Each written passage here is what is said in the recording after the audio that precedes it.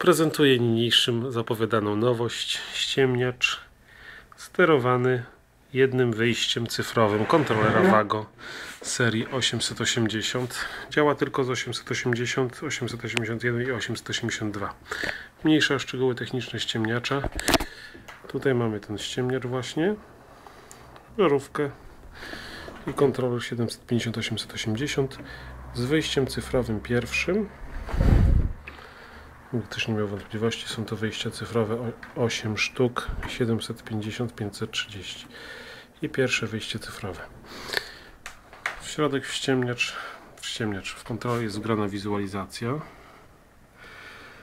i tutaj mamy ściemniacz pierwszy, jest 0, ustawiamy na 10%, żarówka zaczęła świecić jaśniej, ustawiamy na 20,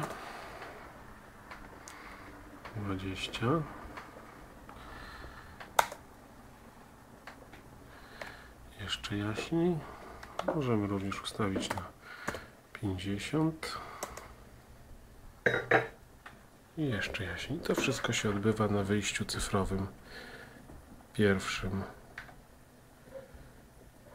kontrolera.